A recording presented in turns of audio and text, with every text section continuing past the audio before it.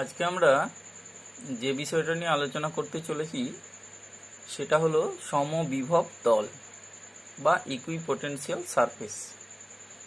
এখন এই শব্দটার মধ্যেই অনেকটা মানেটা লুকিয়ে আছে, বুঝতেই পারছো তোমরা। সমবিভব বিশিষ্ট যে তল, অর্থাৎ যদি কোনো তড়িৎ ক্ষেত্রে এমন একটা তল থেকে থাকে যে তলটার সব বিন্দুতেই বিভবটা সমান, সমবিভব, তাহলে সেই তলটাকেই আমরা বলবো সমবিভব তল। অর্থাৎ তড়িৎ ক্ষেত্রের মধ্যে কোনো তলের প্রত্যেকটা বিন্দুতে যদি বিভবের মান সমান হয়ে থাকে তাহলেই তাকে আমরা বলবো সমবিভব তল। এখন সেটা তাহলে সংজ্ঞার আকারে লিখলে কিরকম হবে সেটা আমি একটু লিখে নিচ্ছি সংজ্ঞাটা। এখানে দেখো সংজ্ঞাটা এরকম: তড়িৎ ক্ষেত্রের মধ্যস্থিত কোনো তলের সব বিন্দুতে তড়িৎ বিভবের মান সমান হলে ওই তলকে সমবিভব তল বলা হবে। এখন এটা একটু ব্যাপারটা বুঝে নেওয়া যাক যে সমবিভব তলের কনসেপ্টটা কীরকম সেটা দেখো। আমি একটু আগে থেকে চিত্রটা এঁকে রেখেছি। আমাদের এখানে আমি একটি বিচ্ছিন্ন বিন্দু আধানের ক্ষেত্রে একটি বিচ্ছিন্ন বিন্দু আধানের জন্য সমবিভব তল কেমন হবে, তলের কনসেপ্ট কেমন হবে সেটা আমি এখানে অঙ্কন করেছি। দেখো এখানে এই যে ও বিন্দুতে একটা প্লাস কিউ আধান রাখা রয়েছে।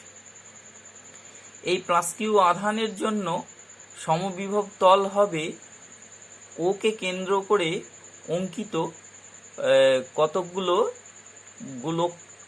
গোলকের তল। বিভিন্ন ব্যাসার্ধের যে গোলক হবে সেই গোলকের তলগুলো কিন্তু সমবিভব তল হবে। যেমন এখানে দেখো, এটা যদি আমরা R1 ব্যাসার্ধের একটা গোলক ভাবি, ওকে কেন্দ্র করে যদি R1 ব্যাসার্ধের একটা গোলকের তল ভেবে থাকি, তাহলে এটা একটা সমবিভব তল হবে। কেন? কারণ এই ও বিন্দু থেকে এই গোলকের প্রত্যেকটা তলের দূরত্ব সমান হবে, গোলকের তলটার প্রত্যেকটা বিন্দুর দূরত্ব সমান হবে। এবং আমরা জানি যে আধানের জন্য, কিউ আধানের জন্য আর ডিস্টেন্স দূরে কোনো বিন্দুতে বিভবের মান হয় 1/4πε0 Q/r। তাহলে যেহেতু এই গোলকটা কেন্দ্রে রয়েছে কিউ বিন্দু, এই ও বিন্দু যেখানে কিউ আধান রাখা রয়েছে এবং ডিস্টেন্সটা যেহেতু প্রত্যেক ক্ষেত্রেই আর, তাই জন্য এই তলটা হবে সমবিভব তল। সিমিলারলি যদি আর R2 একটা ডিস্টেন্স দূরে বা R2 ব্যাসার্ধের একটা গোলক কল্পনা করা যায়, বা R3 ব্যাসার্ধে যদি একটা গোলক কল্পনা করা যায়, তাহলে এই প্রত্যেকটা গোলকের তলই কিন্তু হবে সমবিভব তল। কারণ প্রত্যেকটা গোলকের প্রত্যেকটা বিন্দু, তলের প্রত্যেকটা বিন্দুতে কিন্তু বিভবের মানটা সমান হবে, কারণ এই কেন্দ্র থেকে এই তলগুলোর দূরত্ব সমান। এবং এখানে এই যে আমি সমবিভব তলটা এখানে লিখে দেখিয়েছি, দেখো দেখিয়েছি একটা সমবিভব তল, একটা সমবিভব তল, এরকম বিভিন্ন ব্যাসার্ধের যে গোলকগুলো হবে সেই প্রত্যেকটাই কিন্তু গোলকের তলগুলো প্রত্যেকটাই সমবিভব তল। এবং এখানে আমি বলরেখাগুলো দেখিয়েছি যে বলরেখা এই প্রত্যেকটা গোলকের তলকে লম্বভাবে স্পর্শ করবে বা লম্বভাবে ছেদ করবে। যেহেতু এটা পজিটিভ আধান, সেই জন্য বলরেখার চিহ্নগুলো বাইরের দিকে তীর চিহ্ন দেখানো হয়েছে, নেগেটিভ হলে ভেতরের দিকে দেখানো হতো। এখন এই যে তলগুলো এখানে দেখতে পাচ্ছি, এগুলো সব গোলক। যদি আমরা এই ও বিন্দু থেকে বা প্লাস কিউ আধান থেকে দূরত্বটা অসীম নিতাম, অসীম দূরত্বে যদি একটা তল কল্পনা করতাম, তাহলে সেক্ষেত্রে তলটা কিন্তু আমরা সমতল ধরতাম। এখানে যেহেতু প্রত্যেকটা তল গোলীয় তল, তা অসীম দূরত্বের ক্ষেত্রে তলটা তখন সমতল হয়ে যেত, মানে সমবিভব তলটা সমতল হিসাবে আমরা ধরতে পারতাম। এটা একটা বিচ্ছিন্ন বিন্দু আধানের ক্ষেত্রে দেখানো হলো। এখন আমরা একটা সুষম তড়িৎ ক্ষেত্র, এখানে দেখো আমি একটা সুষম তড়িৎ ক্ষেত্রের ক্ষেত্রে একটি সুষম তড়িৎ ক্ষেত্রের জন্য সমবিভব তলের কনসেপ্টটা আমি এখানে বোঝানোর চেষ্টা করছি। দেখো এই যে আমরা এখানে দেখতে পাচ্ছি যে ই প্রাবল্য বা ই ক্ষেত্র প্রাবল্য ক্ষেত্র প্রাবল্য বিশিষ্ট বা ই তড়িৎ প্রাবল্য বিশিষ্ট একটা সুষম তড়িৎ ক্ষেত্র দেখানো হয়েছে, যেখানে এই তড়িৎ ক্ষেত্রের অভিমুখের সঙ্গে লম্বভাবে কতকগুলো তল কল্পনা করা হয়েছে। অভিমুখের সঙ্গে পুরোপুরি লম্বভাবে, মানে যদি এইভাবে যায় তাহলে এইরকম আর কি, ব্যাপারটা এরকম যে আমার পেনটা যদি দেখানো হয় যে তড়িৎ ক্ষেত্র অভিমুখ, তাহলে তার সঙ্গে পুরো লম্বভাবে আমার হাতের তলটা এরকম এইভাবে তলটা কল্পনা করা হয়েছে। এরকম যে কতগুলো তল কল্পনা করা হয়েছে, এই তলগুলোর প্রত্যেকটার কিন্তু বিভব আলাদা। এই যে আমি এখানে দেখিয়েছি যে এখানে একটা তল যার বিভবটা ধরা হয়েছে V1, একটা তল V2, একটা তল V3। V1 যে তলটা ধরা হয়েছে এর কিন্তু প্রত্যেকটা বিন্দুতে বিভব V1 হবে। V2 যে তলটা কল্পনা করা হয়েছে এই তলের প্রত্যেকটা বিন্দুতে বিভব কিন্তু V2 হবে। এক্স্যাক্টলি এই তলের প্রত্যেকটা বিন্দুতে বিভব V3 হবে, কিন্তু প্রত্যেকটা বিন্দুতে একই বিভব হবে, অর্থাৎ সমবিভব হবে। অর্থাৎ এই তলগুলোকে আমরা সমবিভব তল বলে থাকছি। অর্থাৎ কীরকম, যে তড়িৎ ক্ষেত্রের অভিমুখের সঙ্গে লম্বভাবে যদি আমরা কোনো তল কল্পনা করে থাকি, তাহলে সেই তলের প্রত্যেকটা বিন্দুতে বিভবের মান সমান হবে এবং সেই তলগুলোকে আমরা সমবিভব তল বলে থাকবো। এখন এই যে সুষম তড়িৎ ক্ষেত্র, এটা যদি তীব্র তড়িৎ ক্ষেত্র হয়, তাহলে এই তলগুলো এটা যদি আমি ABC তল বলে থাকি, তাহলে এই তলগুলো খুব কাছাকাছি অবস্থিত হবে যদি তীব্র তড়িৎ ক্ষেত্র হয়। আর যদি তড়িৎ ক্ষেত্রটা দুর্বল হয়, তাহলে এই যে তলগুলোর মধ্যে ডিস্টেন্সটা একটু বেশি হবে, মানে একটু দূরে দূরে তলগুলো অবস্থান করবে, সমবিভব তলগুলো। তাহলে এইটা সুষম তড়িৎ ক্ষেত্রের ক্ষেত্রে আমাদের সমবিভব তলের কনসেপ্টটা আমরা বুঝে নিলাম। এখন আমরা এই সমবিভব তলের বৈশিষ্ট্য সম্পর্কে একটু আলোচনা করে নেব। বৈশিষ্ট্যগুলো আমি একটা একটা করে লিখছি এবং তাদের সম্পর্কে একটু করে ব্যাখ্যা করার চেষ্টা করছি। দেখো, সমবিভব তলের বৈশিষ্ট্য কি?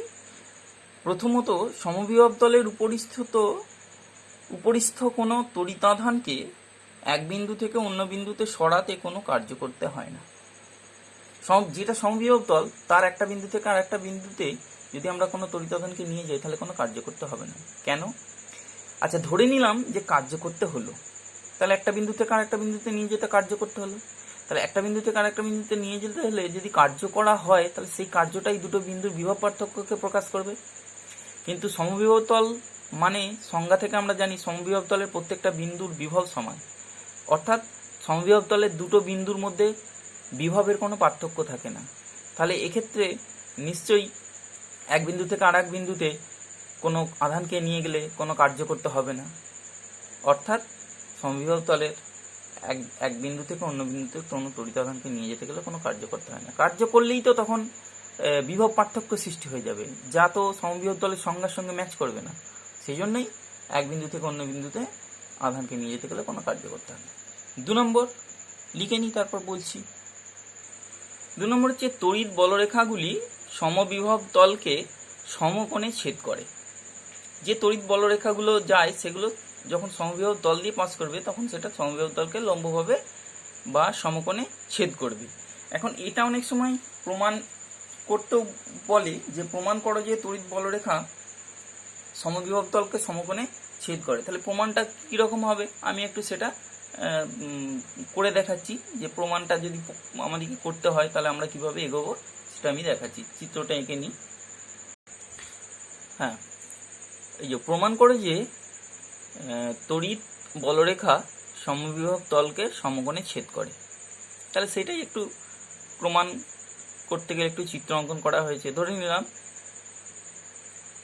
এস যে তলটা দেখানো হয়েছে, এই এস তলটা একটা সমবিভব তল এবং এর উপর আমি দুটো বিন্দু খুব কাছাকাছি অবস্থিত নিয়েছি, এ বিন্দু আর বি বিন্দু। এ আর বি দুটো বিন্দু নিয়েছি এবং এ বিন্দুতে প্রাবল্যটাকে দেখানো হয়েছে ই এবং সেই প্রাবল্য সমবিভব তলের সঙ্গে থিটা অ্যাঙ্গেল করে আছে বলে ধরে নিলাম। প্রথমে ধরে নিলাম যে এটা থিটা অ্যাঙ্গেল করে রয়েছে, এ নিজে কোনো অ্যাঙ্গেল করে রয়েছে ধরে নিলাম। এখন এ বি খুব কাছাকাছি অবস্থিত হয়, এ বি একটা এই ছোট্ট পার্টটা একটা সরলরেখা হিসাবে ধরা যায়, এ বি একটা সরলরেখা। সেই জন্য ই এর এ বি বরাবর উপাংশ হবে ই কস থিটা, যেহেতু এটা theta angle E cos theta. তাহলে এবার আমরা দেখব যে যেহেতু এই সমবিভব তল, তাহলে এ বিন্দু থেকে বি বিন্দুতে একটা একক ধনাত্মক আধানকে নিয়ে যেতে গেলে এই হিসেব অনুযায়ী কৃতকার্য কত হবে, সেটা কৃতকার্যটাই আমরা লিখব এবং সেটা আমি যেগুলো বললাম সেগুলো এখানে একটু লিখেছি, দেখো পড়ে দিচ্ছি। এস সমবিভব তলের উপর খুব কাছাকাছি দুটি বিন্দু এ ও বি নেওয়া হলো। ধরি এ বিন্দুতে তড়িৎ ক্ষেত্র প্রাবল্য ই যা সমবিভব তলের সহিত থিটা কোণে আনত আছে। ঠিক আছে, এ ও বি খুব কাছাকাছি হওয়ায় এ বিকে একটি সরলরেখা বিবেচনা করা যায়। ই এর এবি বরাবর উপাংশ ই কস থিটা। তাহলে একটি একক ধনাত্মক আধানকে এ থেকে বিতে নিয়ে যেতে কৃতকার্য সমান প্রাবল্য ইন্টু ডিস্টেন্স ওদের মধ্যেকার। তাহলে এখানে ক্ষেত্র প্রাবল্য কত, এবি বরাবর ই কস থিটা ইন্টু এবি। তাহলে এইটাই হচ্ছে কৃতকার্য। এখন আমরা সমবিভব তলের যে বৈশিষ্ট্য, সেই বৈশিষ্ট্য থেকে জানি যে সমবিভব তল মানে তার একটা বিন্দু থেকে অন্য বিন্দুতে কোনো আধানকে নিয়ে যেতে গেলে মোট কৃতকার্য ইজ ইকুয়াল টু 0। তার মানে আমরা যেটা এখানে ধরে নিয়েছি যে কৃতকার্য হয়েছিল, অর্থাৎ ই cos theta into A B, সেই কৃতকার্যটা ইজ ইকুয়াল টু 0 হবে। তাহলে সমবিভব তলের আমাদের বৈশিষ্ট্য থেকে লিখতে পারি সমবিভব তলের বৈশিষ্ট্য থেকে লেখা যায় যে কৃতকার্য লেখা যায় E cos theta into A B is equal to 0। কারণ কৃতকার্য 0, তো কারণ কৃতকার্য করতে হয় না, বিভব পার্থক্য তো 0, প্রত্যেকটা বিন্দুর বিভব সমান, তাহলে বিভব পার্থক্য 0 হয়, কৃতকার্য 0, সেই জন্য আমরা এই কৃতকার্যটাকে 0 হিসাবে দেখাচ্ছি। তাহলে এখান থেকে লেখা যায় cos theta is equal to 0, কারণ যেহেতু ই এর মান ইজ নট ইকুয়াল টু 0 এবং A B distance not equal to 0, এগুলো কখনো 0 হবে না। তাহলে কস থিটা সমান 0 সমান কস অফ 90 ডিগ্রি বা pi by 2, or theta is equal to 90 degree or pi by 2 হলো। তাহলে 90 ডিগ্রি হলো, অর্থাৎ এইটা কার অভিমুখ হলো, এই যে এটা আমরা থিটা ধরেছিলাম, এই থিটাটা তাহলে প্রকৃতপক্ষে দাঁড়িয়ে গেল কি 90 ডিগ্রি, অর্থাৎ এই বিন্দুতে এইভাবে ইয়ের অভিমুখটা কিন্তু এইভাবে হবে। তাহলে আমরা কি বুঝলাম, যে সমবিভব যে তল, সেই সমবিভব তলকে তাহলে আমরা দেখতে পেলাম যে সমবিভব তলকে তড়িৎ প্রাবল্য লম্বভাবে ছেদ করে। ঠিক আছে, এবার প্রাবল্যের যে অভিমুখ সেটাই আমরা বলরেখার অভিমুখ হিসাবে ধরে থাকি। যেহেতু প্রাবল্যের অভিমুখী বলরেখার অভিমুখ, তাই বলা যায় যে তড়িৎ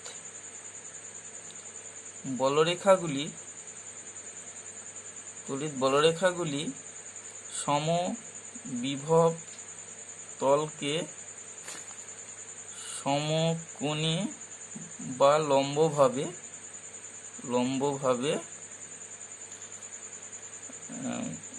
ছেদ করে। ঠিক আছে, এরকম প্রমাণটা আমাদেরকে এরকম চিত্রটা অঙ্কন করতে হবে, চিত্রটা অঙ্কন করে এইভাবে একটু এক্সপ্লেন করে একটা ছবিটা এঁকে এইভাবে বুঝিয়ে দিতে হবে ব্যাপারটা। ঠিক আছে, এইটা গেল আমাদের সমবিভব তলের দ্বিতীয় বৈশিষ্ট্য, সেটা প্রমাণটা। এখন 3 নম্বর বৈশিষ্ট্যটা হচ্ছে, লিখে নিই। তৃতীয় বৈশিষ্ট্য হচ্ছে তড়িদাহিত পরিবাহীর পৃষ্ঠ একটি সমবিভব তল, ওই তলের উপর আধানগুলি স্থির থাকে। মানে তড়িৎ আহিত পরিবাহী, যে কোনো একটা পরিবাহী, তার তল সমবিভব তল হবে এবং ওই তলের উপরে আধানগুলো স্থির থাকবে। এটা একটু এক্সপ্লেন করে দিই ব্যাপারটা কি। যে আমরা প্রথমে ধরে নিলাম যে একটা তড়িদাহিত পরিবাহী যার তলটা সমবিভব তল নয়, তাহলে এক বিন্দু থেকে আরেক বিন্দুতে এক বিন্দুর মধ্যে বিভবের পার্থক্য আছে ধরে নিলাম। সমবিভব তল নয় মানে বিভবের পার্থক্য আছে ধরে নিলাম। তাহলে বিভবের পার্থক্য থাকলে তাহলে এক বিন্দু থেকে আরেক বিন্দুতে আধান চলাচল করবে, উচ্চ বিভব থেকে নিম্ন বিভবের দিকে আধান যাবে, এবং এটা কতক্ষণ চলবে, যতক্ষণ না দুটো বিন্দুর বিভব সমান হয়ে যায়। তাহলে দুটো বিন্দুর যখন বিভব সমান হয়ে যাবে তখন আর আধানের চলাচল হবে না, এবং যেহেতু এটা পরিবাহী পৃষ্ঠ সেই জন্য আধানগুলো তো নিজে থেকেই চলতে পারবে। পরিবাহী পৃষ্ঠে তো আধান মুক্ত অবস্থায় থাকে, তাহলে সেগুলো এক বিন্দু থেকে আর এক বিন্দুতে চলে যাবে, বিভবের পার্থক্য ঘটিয়ে ফেলবে এবং এক সময় দুটো বিন্দুর বিভব সমান করে ফেলবে, এবং যখনই বিভবের সমান হয়ে যাবে তখন ওই আধানগুলো বা ওই তড়িৎগ্রস্ত কণাগুলো আর পরিবাহী পৃষ্ঠের মধ্যে চলাচল করবে না, স্থির হয়ে যাবে।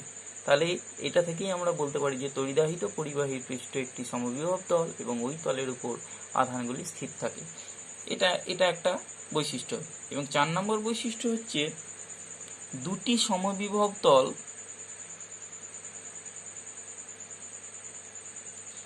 কখনো পরস্পরকে স্পর্শ বা ছেদ করবে না। দুটি সমবিভব তল যদি একে অপরকে ছেদ করে যায়, টাচ করে যায়, তাহলে যে ছেদ বিন্দুটা পাওয়া যাবে, ধরে নেওয়া যাক একটা সমবিভব তল, একটা সমবিভব তল, তাহলে এটা ধরলাম S1, এটা S2। দুটো সমবিভব তল হলে তাহলে তাদের মধ্যে একটা যখন ছেদ করবে তখন একটা কমন পয়েন্ট পাওয়া যাবে, ও বিন্দু একটা কমন বিন্দু হবে। তা কমন বিন্দুর ক্ষেত্রে আমরা যদি ধরি এই সমবিভব তলের বিভবটা হচ্ছে V1 S1, এই তলের প্রত্যেকটা বিন্দুর বিভব V1, আর এই S2 তলের প্রত্যেকটা বিন্দুর বিভব ধরলাম V2। তাহলে এই যে ও বিন্দুটা S1 তলের মধ্যেও পড়ছে এবং ও বিন্দুটা S2 তলের মধ্যেও পড়ছে। তাহলে S1 তলের রেসপেক্টে আমরা বলতে পারি ও বিন্দুর বিভব V1, আবার S2 তলের রেসপেক্টে আমরা বলতে পারি ও বিন্দুর বিভব V2। তো এটা তো ইম্পসিবল, একই বিন্দুতে দুরকম বিভব কখনোই সম্ভব নয়। সেই জন্যই আমরা বলতে পারি দুটো সমবিভব তল কখনো পরস্পরকে স্পর্শ বা ছেদ করবে না। তা এইগুলি গেল আমাদের সমবিভব তলের বৈশিষ্ট্য। দেখো এখানে আমরা যেটা প্রমাণ করতে চলেছি যে একটি তড়িদাহিত পরিবাহী পৃষ্ঠ সমবিভব তল। কিভাবে এটি প্রমাণ করবে? ঠিক আছে, একটা তড়িদাহিত পরিবাহী নেওয়া হয়েছে যার পৃষ্ঠটা সমবিভব তল। আমরা আগে বলে এসেছি কথাটা, যে এই যে পৃষ্ঠ একটি সমবিভব তল, এই যে 3 নম্বর পয়েন্টটা, সেটাই আমরা একটা পরীক্ষার সাহায্যে প্রমাণ করব। কিভাবে এটা প্রমাণ করবো, একটা পরীক্ষামূলক প্রমাণ এখানে আমরা করতে চলেছি। তার জন্য আমরা কি নিয়েছি দেখো, এখানে একটা স্বর্ণপত্র তড়িৎবীক্ষণ যন্ত্র নেওয়া হয়েছে। এটা সংক্ষেপে ডায়াগ্রামটা দেখানো হয়েছে। এটা স্বর্ণপত্র দুটো প্রথমে নিমিলিত অবস্থায় থাকে। যদি আমি চিত্রটা এখানে দুটো আলাদা ডিস্টেন্স সে রেখেছি, অর্থাৎ বিস্ফারিত অবস্থায় আছে দেখাচ্ছি, কিন্তু এটা নিমিলিত অবস্থায় আছে। প্রথমে নিমিলিত অবস্থায় আছে ধরে, এটা চাকতি। এখন পাশে একটা এরকম বিভিন্ন বক্রতা বিশিষ্ট শেপের একটা পরিবাহীকে অন্তরক হাতলের উপর বসানো রয়েছে এবং তাকে পজিটিভ আধানে আহিত করা হয়েছে, পজিটিভ আধান দেওয়া হয়েছে। এবং আমরা আধান দিলে পরিবাহীর আধান সাধারণত পরিবাহীর বাইরের পৃষ্ঠে অবস্থান করে, আমরা আগেই জেনেছি। তাহলে এর আধানটা বাইরের পৃষ্ঠে ছড়িয়ে যাবে এবং সেই আধানটা এর বাইরের পৃষ্ঠে সমানভাবে ছড়াবে না, এটা আমরা জানি। কারণ আধানের তলমাত্রিক ঘনত্ব থেকে আমরা জানি যে যেখানে সূচাগ্রভাগে আধান সবচেয়ে বেশি জমবে, অর্থাৎ যেখানে বক্রতা বেশি সেই জায়গায় আধান বেশি জমবে। তাহলে ন্যাচারালি এই সমস্ত এলাকার তুলনায় এই জায়গাটায় আধান বেশি বেশি জমবে। তাহলে আধান বেশি এই জায়গায় জমলে আমাদের মনে হতে পারে যে এই পরিবাহীর পৃষ্ঠের বিভিন্ন অংশে বিভব বিভিন্ন রকম, সেটা মনে হতে পারে। কারণ আধান এখানে বেশি আবার এখানে কম, তাই এরকম আধানের পার্থক্যের জন্য বা আধানের ডিস্ট্রিবিউশনের পার্থক্যের জন্য বিভব হয়তো আলাদা হবে। তা সেটাই আমরা দেখাতে চাইবো যে না, বিভবটা আলাদা হবে না, বিভবটা কিন্তু সর্বত্র একই হবে। সেইটার জন্য আমরা কি করব, আমরা একটা পরিবাহী তারকে এই চাকতির সঙ্গে কানেক্ট করে একটা আধান পরীক্ষকের চাকতির সঙ্গে এটা টাচ করাবো। আধান পরীক্ষকের চাকতিটা সঙ্গে আমরা এই পরিবাহী তারটাকে টাচ করাবো। প্রথমে যখন আধান পরীক্ষকটা এই পরিবাহীটার সঙ্গে স্পর্শ করানো হবে না, তখন এই স্বর্ণপত্র তড়িৎবীক্ষণ যন্ত্রের স্বর্ণপত্র দুটি নিমিলিত অবস্থায় থাকবে। এখন আমরা এই চাকতিটাকে, অর্থাৎ আধান পরীক্ষকের এই চাকতিটাকে যখন নিয়ে এসে পরিবাহী তার দ্বারা সংযুক্ত করে এই পরিবাহী দণ্ডে বা এই পরিবাহীর সঙ্গে স্পর্শ করালাম। স্পর্শ করানোর সঙ্গে সঙ্গে কি হবে, এই যে স্বর্ণপত্র তড়িৎবীক্ষণ রয়েছে তার স্বর্ণপত্র দুটি বিস্ফারিত হবে, দূরে সরে যাবে। হ্যাঁ, এখানে একটু খেয়াল রাখতে হবে যেন এই দুটো খুব কাছাকাছি না থাকে, কারণ কাছাকাছি থাকলে এর দ্বারা আবেশ সৃষ্টি হয়ে যাবে, প্রথমেই আবেশ সৃষ্টি হয়ে এটার বিস্ফোরণ কিছুটা ঘটে যাবে। সেই জন্য সেইটা যাতে না ঘটে সেই জন্য একটু ডিস্টেন্স মেনটেন করে রাখতে হবে, যাতে এর দ্বারা আবেশের দ্বারা এর কোনো প্রভাব, এর ওপর কোনো প্রভাব না পড়ে। এবার আমরা এই চাকতিটাকে, এই এই আধান পরীক্ষকটাকে এর গায়ে স্পর্শ করা অবস্থায় এক জায়গা থেকে আরেক জায়গায় এইভাবে সরিয়ে সরিয়ে সরিয়ে সরিয়ে আমরা নিয়ে যাব। অর্থাৎ ধরে নিলাম এই কম কম আধানযুক্ত অঞ্চল থেকে বেশি আধানযুক্ত অঞ্চলের দিকে আমরা এইভাবে নিয়ে গেলাম। নিয়ে যাওয়ার সঙ্গে সঙ্গে আমরা এখানে পর্যবেক্ষণ করব যে স্বর্ণপত্র দুটির বিস্ফোরণের কোনো পরিবর্তন হচ্ছে কিনা। দেখা যাবে যে যে সমস্ত পরিবাহীর সমস্ত অংশে স্পর্শ করিয়ে করিয়ে নিয়ে গিয়ে যাওয়ার হলেও এই স্বর্ণপত্রের যে বিস্ফোরণ প্রথমে ঘটেছিল সেই বিস্ফোরণই বজায় রয়েছে। তাহলে এ থেকে কি বুঝলাম, যে আমরা পরিবাহীর সমস্ত পৃষ্ঠের সব জায়গায় বিভবের মান সমান, অর্থাৎ একটা তড়িদাহিত পরিবাহী পৃষ্ঠ সমবিভব তলের মতন কাজ করে। এটা আমরা এখান থেকে একটু এক্সপ্লেন করতে হবে, একটু ব্যাখ্যা একটু লিখতে হবে, বক্তব্যের আকারে লিখতে হবে। এটাই প্রমাণ, এটা পরীক্ষামূলকভাবে প্রমাণ করতে হবে।